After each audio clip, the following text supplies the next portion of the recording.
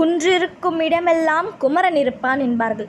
இப்படி மலை பகுதியில் தனது கோவிலை அமைத்து கொண்ட முருகப்பெருமான் விதிவிலக்காக கடற்கரையில் குடிக்கொண்டிருக்கும் அற்புதமான ஆலயம்தான் திருச்செந்தூர் முருகன் கோவில். இந்த திருச்செந்தூர் கோவிலை பற்றின சிறப்புகளை பற்றியும் குரு ஸ்தலமாக விளங்குவதன் காரணத்தை பற்றியும் பௌர்ணமி தினத்தில் முருகனை வழிபட்டு வந்தால் பண வரவு அதிகரிக்கும் அப்படின்றது உண்மையா பொய்யா அப்படின்றதை பற்றியும் இந்த திருச்செந்தூர் முருகன் கோவிலில் இருக்கிற கொடிமரத்தின் வரலாற்றை பற்றியும் இந்த வீடியோ மூலம் தெரிஞ்சுக்கலாம். அதுக்கு முன்னாடி மறக்காமல் எங்கள் சேனலை சப்ஸ்கிரைப் பண்ணிக்கோங்க.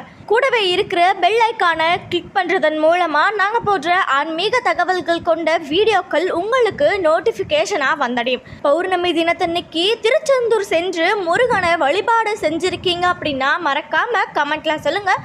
வாங்க இப்போ வீடியோக்குள்ளே போகலாம். திருப்பதிக்கு போனால் திருப்பம் ஏற்படும் அப்படின்னு சொல்கிறாங்க. நம்ம வாழ்க்கையில் திருப்பம் ஏற்படுவதற்காக திருப்பதி போன காலமெல்லாம் போகி திருச்செந்தூர் போனாவே திருப்பம் ஏற்படும் அப்படின்ற சொல்கிற காலமும் வந்துருச்சு. முருகப்பெருமான் ஆட்சி செய்கிற கோவில், அதுவும் கடல் சார்ந்த கோவில் தான் திருச்செந்தூர் முருகன் கோவில். இது திருச்சீரளவாய் அப்படின்னும் அழைக்கப்படுது. திருச்செந்தூர் முருகன் கோவில் இயற்கையோடு இணைந்த திருத்தலமாக கருதுறாங்க. அகத்தியர், நக்கீரர், ஔவையார், அருணகிரிநாதர் மற்றும் பாம்பன் சுவாமிகள் அப்படின்னு பல பேரும் திருச்செந்தூர் முருகனோட ஆலயத்தை பற்றியும் முருகனை பற்றியும் நிறைய பாடல்கள் இயற்றியிருக்காங்க. தொல்காப்பியம், புறநானூறு, அகநானூறு, திருமுருகாற்றுப்படை மற்றும் சிலப்பதிகாரம் போன்ற பண்டைய தமிழ் இலக்கியங்களில் இந்த திருத்தலத்தின் சிறப்பு போற்றப்பட்டுள்ளது. திருச்செந்தூரில் குடிக்கொண்டிருக்கும் செந்தில் ஆண்டவனை நினைத்து கந்த சஷ்டி விரதம் இருப்பவருக்கு திருமண தடை நீக்கி குழந்தை பேரும் கிடைக்கச் செய்யும். எடுத்த காரியத்தில் வெற்றியையும், மாப்பிள்ளை சாமியை வணங்குபவர்களுக்கு மனக்கோல பாக்கியமும் கிடைக்கச் செய்யும். இந்த திருத்தலம் வியாழ பகவானான குரு பரிகார தலமாகவும் விளங்கப்படுது. குரு திசை, குரு புத்தி நடப்பவர்கள், திருமண தடை உள்ளவர்கள் திருச்செந்தூர் வந்து முருகனை தரிசனம் செய்தால் திருமண தடைகள் நீங்கும். அதோட மீனவ குலத்தில் பிறந்த இந்திரனின் மகள் தேவயானையை முருகப்பெருமான் மணந்ததால் பரதகுல பாண்டிய வம்ச நூலில் இன்றைக்கும் மீனவர்கள் முருகனை மச்சான் சாமி அப்படின்னு அழைப்பதாக சொல்லப்பட்டிருக்கு. சுரனை சம்ஹாரம் செய்து தெய்வயானையை மணந்த முருகனை மச்சான் சாமி என்று மீனவர்கள் செல்லமாக அழைக்கின்றார்கள். தச்சன் நடத்திய யாகத்தில் கலந்து கொண்டதன் விளைவாக சிவனிந்தை செய்த பாவத்துக்கு ஆளாகி இருந்தார்கள் தேவர்கள். இதன் விளைவாக தேவர்களின் வலிமை குறைந்து சூரபத்ரனின் கை ஓங்கிவிட்டது. 14 லோகங்களிலும் அவனது அதிகாரம் கொடிகட்டி பறந்தது. சூரபத்மனுக்கு பயந்து தேவர்கள் ஓடி மறைந்தனர். இந்திரன் இருக்கும் இடமே தெரியவில்லை. தேவர்களின் குருவான பிரகஸ்பதி கிடைத்ததால் அவரையும் ஒழித்துவிட கங்கணம் கட்டி திரிந்தான் அசுரவேந்தன். இதற்கெல்லாம் தீர்வு என்ன என்ற கேள்வி குரு பகவானுக்குள் ஆரம்பித்தது. மனதில் ஆர்ப்பரிக்கும் எண்ணங்களுடன் கானகத்தின் வழியே கழகத்தோடு சென்று கொண்டிருந்தார் குரு பகவான். சூரனை அழிப்பதற்காகவே சிவனின் நெற்றிக்கண்ணில் இருந்து அக்னியாக உதித்த குமாரனை கண்டார் குரு. முருகனுக்கு உதவி செய்ய அன்னையின் சிலம்பில் இருந்து வீரபாகு, வீரகேசரி, வீரமகேந்திரன், வீரமகேசன், வீரபுத்திரன், வீர ராட்சசன், வீர மார்த்தாண்டன், வீர ரங்கநாதன், வீரதீரன் ஆகிய நவ வீரர்கள் தோன்றினார்கள். யுத்தம் செய்வதற்கான நேரமும் வந்தது. முருக பெருமானும் நவ வீரர்களும் சூரனை வெல்வதற்கு படை திரட்டி புறப்பட்டு குரு பகவான் தவமிருக்கும் கானகத்துக்கும் வந்து சேர்ந்து விட்டனர். எதிரியை தாக்குவதற்கு முன்பு அவனது பலம் பலவீனம் என்ன என்பதை அறிந்து கொண்டு போருக்கு செல்வதே விவேகமான செயல். நாமும் சூரபத்ரனை பற்றி அவனை சுற்றியுள்ள பலம் பலவீனத்தை அறிய வேண்டும். அதன் பின் போரை தொடங்கலாம் என்றார் குமரன். தேவசேனாதிபதியாக முருகவேல் நியமிக்கப்பட்டு விட்டார். அவருக்கு துணையாக நவ வீரர்களும் வியூகம் வகுத்து தயாராக இருந்தார்கள். தேவேந்திரனின் வேண்டுகோளுக்கு இணங்க தேவகுருவானவர் சூரபத்மனை பற்றிய அனைத்து விவரங்களையும் முருக பெருமானுக்கு எடுத்துரைக்கிறார். குரு பகவான் சொன்ன அனைத்தையும் கவனமாக கேட்ட கந்தன் அங்கிருந்து விடை பெறுவதற்கு முன், தேவகுருவே, என்னை தரிசிக்க வந்த தாங்கள் தவமியற்றிய திருத்தலம் இது. நாம் இருவரும் எப்போதும் எதிலும் திருப்தியாக இருப்பவர்கள். கருணை தவழும் முகமும் சத்துவமான சாந்த குணமும் கொண்டவர்கள். காவி உடை அணிந்த நாம் அடியவர்களின் துன்பத்தை போக்குபவர்கள். அடியவர்களுக்கு அபயம் அளிக்கும் நாம் தூய திருநீர் அணிந்திருப்பவர்கள். யுத்தம் முடிந்து நான் இங்கு கோவில் கொள்ளும் போது திருச்சீரளவாய் என்னும் இந்திய பதியும் தங்களின் பெயரால் குரு ஸ்தலமாகவே விளங்கும் என்று வரமளித்து சென்றார். அன்றைய தினம் முதல் திருச்செந்தூரில் குரு பகவான் புத்திர பேறு அருளும் தேவனாகவும் ஞானம் அருளும் ஞான குருவாகவும் அருள்பாலிக்கின்றார். கந்தன் தந்த வரப்பயனால் 6 மைந்தனார்களையும் ஒரு மகளையும் பெற்று இந்த திருச்செந்தூரில் வீற்றிருக்கின்றார்கள். முன்னொரு காலத்துல செந்தில் ஆண்டவர் கோவில்ல கொடிமரம் இல்லாத நிலையில மாசி திருவிழா நடைபெறவில்லை.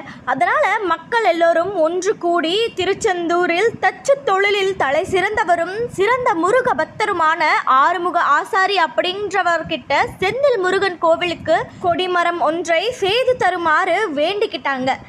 இந்த பணியை மகிழ்வோடு ஏற்றுக்கொண்ட ஆறுமுக ஆசாரி தமக்கு துணையாக 20 நபர்களையும் தேர்ந்தெடுத்தார்.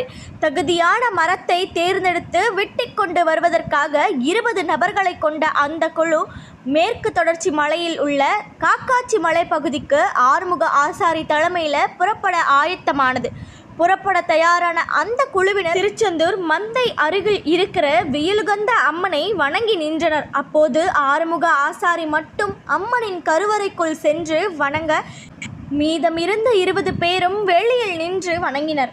கருவறைக்குள் சென்று வணங்கிய ஆறுமுகம் ஆசாரிக்கு பேரதிர்ச்சி தரும் வகையில் அம்மனின் கண்களில் இருந்து நீர் வழிந்தது. அஞ்சி நடுங்கிய ஆசாரி அம்மனை வேண்டி நிற்க அவருக்கு ஓர் அசரீரி கேட்டது. குழந்தாய், மிக உயர்ந்த பணிக்கு நீ செல்வது உண்மையே, இருந்தாலும் விதி வலியது. உன் குழுவில் நீ மட்டும் உயிருடன் திரும்புவாய். அதை நினைத்தது துயரம் தாங்காமல் என் கண்களில் இருந்து நீர் வழிகிறது. இந்த செய்தியை நீ மட்டும் அறிந்ததாக இருக்க வேண்டும், இது சத்தியம் அப்படின்ற அசரீரியை ஆசாரியார் அச்சத்தில் உறைந்தார். அறியாத குழுவினர் மகிழ்வோடு பயணம் தொடங்கினார். வண்டிகள் சென்றன. ஆசாரியார் மனதில் இருந்த அச்சம் அவரை வெகுவாக வாட்டி வதைத்தது. ஆனால் அவர் அதை வெளியில் காட்டிக்கொள்ளவில்லை. போகும் வழியில் இருந்த ஏர்வாடி என்னும் ஊரில் இருந்த தமது நண்பரும் புகழ்பெற்ற மந்திரவாதியுமான சின்னத்தம்பி மரைக்காயர் என்பவரை உதவிக்கு அழைத்தார். மரைக்காயர் மனைவி பாத்திமா முதல் நாள் இரவு ஒரு கனவு கண்டிருந்தார். தன் கணவர் கொடிமரம் செய்வதற்கு மரம் வெட்ட துணை புரிய சென்ற இடத்தில் வெட்டப்பட்டு இறப்பதுதான் அந்த கனவு. அதை அவர் வெளியே சொல்லாதிருக்க அதே வேளையில் ஆசாரியாரும் இந்த கொடிமரத்தை வெட்ட உதவிக்கு அழைத்ததும் தூக்கி வாரி போட்டது. தன் கணவனை போகக்கூடாது என்று பலமாக எதிர்ப்பு தெரிவித்து தடுத்தார். தன்னுடைய மனைவி எதிர்ப்பு தெரிவித்ததை பொருட்படுத்தாமல் புறப்பட்டார் மந்திரவாதி. விதியின் வலிமை கொடுமையானதல்லவா? காக்காச்சி மலைக்கு வந்து சேர்ந்தவர்கள் மிக உயரமான உறுதியான அற்புதமான ஒரு சந்தன மரத்தை தேர்ந்தெடுத்தாங்க. இதனை வெட்ட முடிவு செய்துள்ளேன், தங்களுடைய கருத்து என்ன அப்படின்னு அருகில் இருந்த மரைக்காயரிடம் கேட்டார் ஆசாரியர். வெட்டுறதுக்கு முன்னாடி அந்த மரத்தின் பூர்வீகம் குறித்து அறியாமை போட்டு பார்த்த மரைக்காயர் திடுக்கிட்டார். அந்த மரத்தின் மேல் நுனியின் சுடலை மாடனும் கீழ் நுனியில் சங்கடக்காரனும் உள்ளிட்ட 21 தேவதைகள் அந்த மரத்தில் குடியிருந்தனர். இருந்தாலும் மந்திரங்களை சொல்லி மை போட்டு தேவதைகளை மயக்க முயற்சி செய்தார் மரைக்காயர். தொடர்ந்து கோடாலிகளை கொண்டு அந்த மரத்தினை வெட்டச் சென்றார். அப்போது யாரும் எதிர்பார்க்காத அந்த சம்பவம் நிகழ்ந்தது. அந்த மரம் கோடாலியை திருப்பி விட்டது. கோடாலி தெரித்து வந்த வெட்ட முயன்ற 20 பேர்களின் கழுத்தில் பட அந்த வினாடியே அவர்கள் அனைவரும் இறந்தனர். அதிர்ச்சியடைந்த ஆசாரியார் மந்திரவாதி மரைக்காயரை தேடி அலறிய போது அவர் இரத்தம் கக்கி இறந்து கிடந்ததைக் கண்டு நடுங்கினார். உடனே ஆசாரியார் உயிர் பிழைக்க தலை தேடத் துவங்கினார். மரத்தை விட்டிறங்கிய தேவதைகள் ஆறுமுகம் ஆசாரியரை அவசரமாக துரத்த துவங்கினர். உயிர் பிழைக்க ஓடிய ஆசாரியார் கால் தடுமாறி மலையில் இருந்து உருண்டு விழுந்தார். அவ்வாறு விழுந்தவர் தாமிரபரணி ஆற்றின் கரையில் உள்ள சொரிமுத்து அய்யனார் கோவிலில் விழுந்து வணங்கினார். உடனே ஐயனார் காலை பிடித்து கொண்டு தம்மை காப்பாற்றுமாறு கதறி அழுதார். விரட்டி வந்த 21 மாட தேவதைகளை அமைதிப்படுத்திய ஐயனார் அவர்களை நோக்கி, முருகன் என் சகோதரன், அவன் கோவிலுக்கு கொடிமரம் செய்வதற்காகத்தான் மரம் செல்லுகிறது, ஆகவே தடுக்க வேண்டாம் என்று கூறினார். உண்மையறிந்த தேவதைகள் தாம் குடியிருந்த மரம் கோவிலில் கொடிமரமாய் குடியிருக்கப் போவதை எண்ணி பெரிதும் மகிழ்ந்தன. நிகழ்ந்த சம்பவம் குறித்து மனதிற்குள் மிகவும் வருந்திய ஆறுமுகம் ஆசாரியார் அகமகிழ்ந்து அன்போடு ஆசிர்வதித்தன. சந்தன மரத்தினை வெட்டி 21 மாட்டு வண்டிகளையும் வரிசையாக கட்டி அந்த வண்டிகளில் ஏற்றி திருச்செந்தூர் முருகன் கோவிலுக்கு அனுப்பி வைத்தனர். ஆறுமுகன் அருளால் ஆறுமுக ஆசாரி மிகச் சிறப்பான முறையில் கொடிமரத்தை உருவாக்கினார். அந்த சந்தன மரமே தற்போது செந்திலாண்டவர் கோவிலில் கோடான கோடி பக்தர்கள் வணங்கும் கொடிமரமாக உள்ளது. இதன் அடிப்படையிலேயே தற்போதும் மாசி திருவிழா நடைபெறும் போது சுடலை மாடனுக்கும் சங்கடகாரனுக்கும் ஆடு வெட்டி படைத்த பின்னரே தேரோட்டம் துவங்கப்படும். 1646 முதல் 1648 வரைக்கும் போர்ச்சுகீசியர்களுடனான போது டச்சு கிழக்கிந்திய நிறுவனத்தால் ஆரம்பிக்கப்பட்டது.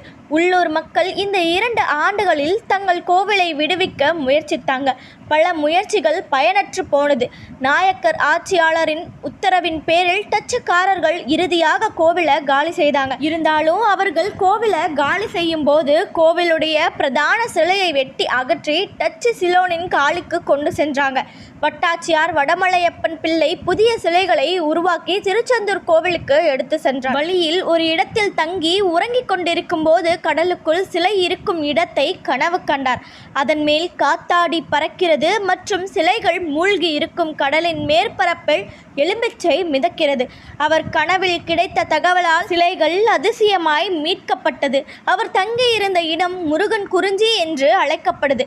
அதாவது முருகன் சிலை பற்றிய தகவலை வழங்கிய இடம். பழைய முருகன் சிலைகள் மீட்கப்பட்டதும் புதிய முருகன் சிலைகள் பாளையங்கோட்டை திருப்பரந்தீஸ்வரர் கோவிலில் வைக்கப்பட்டது. இந்த சம்பவம் திருச்செந்தூர் சுப்பிரமணிய சுவாமி கோவிலுக்குள் ஓவியங்களாக குறிப்பிடப்பட்டிருக்கு. திருச்செந்தூர் முருகன் கோவிலில் வழிபாட்டை முடிச்சிட்டு வரும் பக்தர்களுக்கு உயர போகும் வகையில் பாதை அமைஞ்சிருக்கு. செந்தில் வேலனை வணங்குவோருக்கு இனி வாழ்வில் ஏற்றம்தான் என்பதை சொல்லாமல் சொல்லுது இந்த நடைபாதை. 6 படை வீடுகளில் 2ஆம் படை வீடான திருச்செந்தூர் முருகனை வணங்குவதன் மூலம் திருமண தடை நீங்கி தொழில் அபிவிருத்தி அடையும் என்பது நம்பிக்கை. மேலும் வைகாசி விசாகத்திற்கு விரதம் இருந்து திருச்செந்தூர் முருகனை பிறகு மீன் சமைத்து சாப்பிட்டு விரதத்தை நிறைவு செய்யும் சிறப்பு வழக்கமும் இந்த தலத்தின் தனிச்சிறப்பு. முருகன் புகழ் பரவ கோவிலுக்கு தினமும் வரும் பக்தர்கள் கூட்டம் அதிகரித்து காணப்படுது. கடல் அலையா என தெரியாத அளவுக்கு மக்கள் வெள்ளம் திருச்செந்தூர் நோக்கி அணியாக செல்கிறது. அதிலும் தைப்பூசம், பங்குனி உத்திரம் போன்ற முருகனுக்கு உகந்த நாட்களோடு சூரசம்ஹாரத்தின் போதும் லட்சக்கணக்கான பக்தர்கள் திருச்செந்தூர் முருகனை தரிசிக்க வருவர். அது மட்டுமல்ல, சுப முகூர்த்த தினங்களில் நூற்றுக்கணக்கான திருமணங்களும் இங்கு நடப்பது வழக்கம். இந்த நிலையில் கடந்த சில நாட்களாக பௌர்ணமி வழிபாடும் நிகழ்ந்துட்டு வருது. பௌர்ணமி வழிபாடு அப்படின்னாலே திருவண்ணாமலை கிரிவலம் தான் மிகவும் சிறப்பு வாய்ந்ததாக திகழுது. இப்போ திருச்செந்தூரிலும் பக்தர்கள் பெருமளவில் வருகை தர தொடங்கி இருக்காங்க. பௌர்ணமி வழிபாடு என்பது பழங்காலத்தில் இருந்தே நடைமுறையில் உள்ள பழக்கமாகும். அறிவியல் ரீதியாக பார்த்தா சூரியனிடமிருந்து ஒளியை பெற்று சந்திரன் பிரதிபலிக்குது. பூமி சூரியனை சுற்றி வருவது போல சந்திரனும் பூமியை சுற்றி வருது. பூமி மற்றும் சந்திரனின் சுழற்சியால் சந்திரனின் ஒளி முழுவதுமாக பூமிக்கு கிடைக்கும் நாள்தான் பௌர்ணமி. பௌர்ணமி அன்னைக்கு கடலில் ஏற்படும் மாற்றம் நம் உடலிலும் உண்டு. இந்த நிலையில் கடந்த சில மாதங்களாக பௌர்ணமி தினத்தில் திருச்செந்தூர் கடற்கரையில் முழு நிலவினை பார்த்து பூஜை செய்து அதிகாலையில் முருகப்பெருமானை தரிசித்தால் நன்மை கிடைக்கும் என தகவல்கள் பரவிட்டு வருது. குறிப்பாக பௌர்ணமி தினத்தில் கோவில் கடற்கரையில் தங்கசுவாமி தரிசனம் செய்தால் வேண்டுதல் நிறைவேறும் அப்படின்னு மக்கள் நம்புகிறாங்க. இந்த நம்பிக்கையின் அடிப்படையில் கடந்த சில மாதங்களாக பௌர்ணமி தினங்கள் அன்று பக்தர்களுடைய வருகை அதிகமாக இருந்துட்டு வருது. அன்று குடும்பமாக கடற்கரையில் தங்கி இருந்து பரிகார பூஜைகள் செய்து வழிபாடு நடத்துகிறாங்க. இந்த நிலையில் புரட்டாசி பௌர்ணமியை முன்னிட்டு ஏராளமான பக்தர்கள் கோவிலில் குவிந்து வருகின்றனர். விடிய விழித்திருந்து நிலாவை பார்த்து பூஜை செய்து உணவு உண்டு அங்கேயே உறங்கி செல்கின்றனர். அதிகாலையில் குளித்துவிட்டு விஸ்வரூப தரிசனத்தில் முருகப்பெருமானை தரிசனம் செய்தபோது எல்லா விதமான நன்மைகளும் கிடைக்கும் என்று நம்புகின்றனர். இந்த நிலையில் நாளுக்கு நாள் மக்கள் கூட்டம் அதிகரித்து வரும் நிலையில் இரவு நேரங்களில் திருச்செந்தூர் கடற்கரையில் போலீசார் பலத்த பாதுகாப்பு பணியில் ஈடுபட்டுட்டு வராங்க. மேலும் தடுப்புகள் அமைத்து கடலில் யாரும் குளிக்கா வண்ணம் தீவிர கண்காணிப்பும் நடந்துட்டு வருது. இதற்கிடையே கடந்த சில மாதங்களாக தான் பௌர்ணமி நாளில் கடற்கரையில் தங்கி முருகனை வழிபட்டால் நன்மை கிடைக்கும் அப்படின்ற தகவல் பரவலாக வருது. அதற்கு முன் இந்த சம்பிரதாயங்கள் கிடையாது.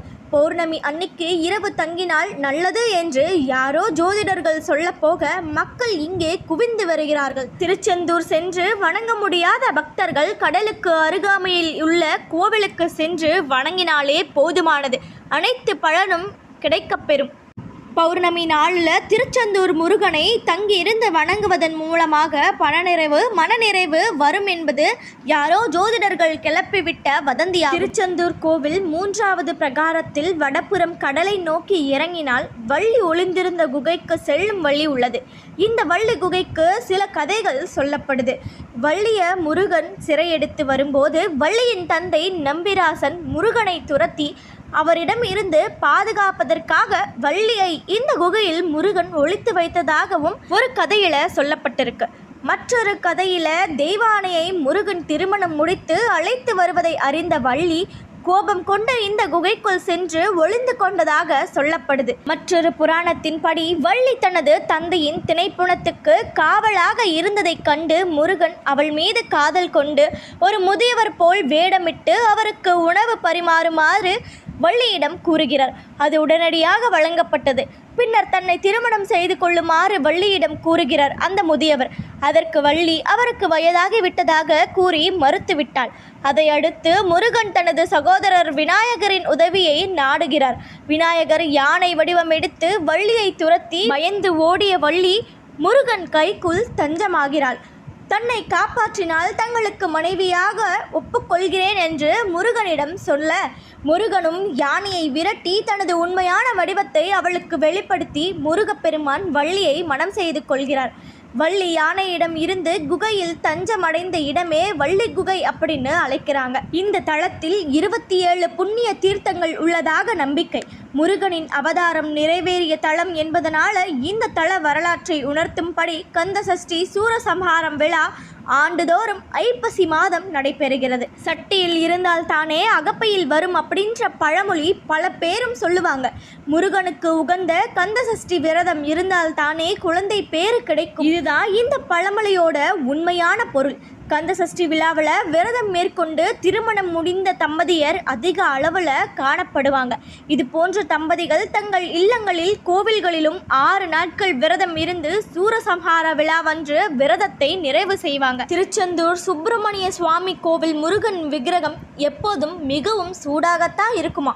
சூரபத்மனை வதம் செய்வதற்காக கோபத்தில் முருகன் இருந்ததுனால அவர் திருவுருவத்தில் எப்போதும் வியர்த்தவாறே இருக்கிறது அப்படின்னு சொல்றாங்க. அதனால முருகனுக்கு சந்தனத்தை அரைத்து அதில் சிறிதும் தண்ணீர் இல்லாமல் நன்றாக வடிகட்டி அதனை முருகன் விக்கிரகம் மீது முழுவதுமாக பூசி மூடி விடுவார்கள். இப்படி இருக்க மாலை நேரத்தில் விக்கிரகத்தில் பூசப்பட்டிருக்கும் சந்தனம் சொத சொதவென சிலை முழுக்க வழிந்தோடுவதாக ஈரமாக இருக்கும். முருகனின் பெருமையை துதித்த வேதங்கள் அனைத்தும் ஒன்று சேர்ந்து செந்திலோனின் மகிமையை விளக்கும் பன்னீர் மரங்களாக இந்த இடத்தில் தோன்றின அப்படின்னு சொல்லுது புராணங்கள். பன்னீர் இலையில் காணப்படும் 12 நரம்புகள் முருகனது 12 கரங்களை நினைவூட்டுவதாக அமைஞ்சிருக்கு. அனைத்து கோவில்களிலும் கோவிலுக்கு வரும் பக்தர்களுக்கு திருநீறு வழங்குவது வழக்கமாக நடைபெறும் நிகழ்வுதான். இருந்தாலும் ஒரு சில கோவில்களில் வழங்கப்படும் திருநீறு அதீத மகத்துவம் நிறைந்ததாக கருதப்படுது. அப்படி திருநீறு அதிக மகத்துவம் வாய்ந்ததாக கருதப்படும் கோவில்களில் முருகப்பெருமானின் அறுபடை வீடுகளில் 2ஆம் படை வீடான திருச்செந்தூர் மற்றும் 3ஆம் படை வீடான பழனியும் சூரனை வதம் செய்த பிறகு தன்னுடன் போரிட்ட வீரர்களுக்கு தனது 12 திருக்கரங்களால் முருகப்பெருமான் திருநீர் பிரசாதத்தையும் அருளையும் அள்ளி அள்ளி கொடுத்ததாக புராணங்கள்ல சொல்லப்பட்டிருக்கு. இந்த பன்னீர் இலையில் உள்ள 12 நரம்புகளும் முருகப்பெருமானின் 12 திருக்கரங்களாக கருதப்படுது.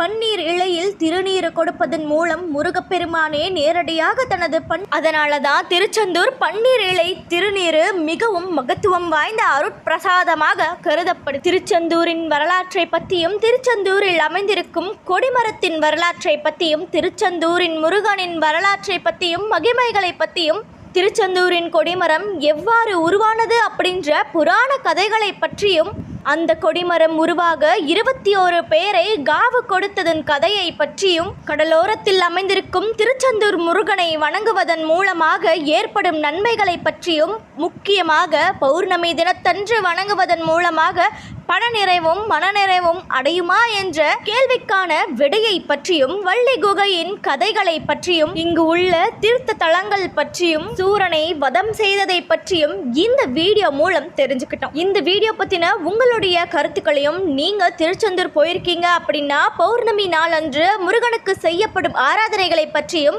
கமெண்ட்ல சொல்லுங்க. இந்த வீடியோ பிடிச்சிருந்தா இந்த வீடியோக்கு லைக் பண்ணிட்டு இதே மாதிரி ஆன்மீக தகவல்களை தொடர்ந்து பெற மறக்காம எங்க சேனலை சப்ஸ்கிரைப் பண்ணிக்கோங்க.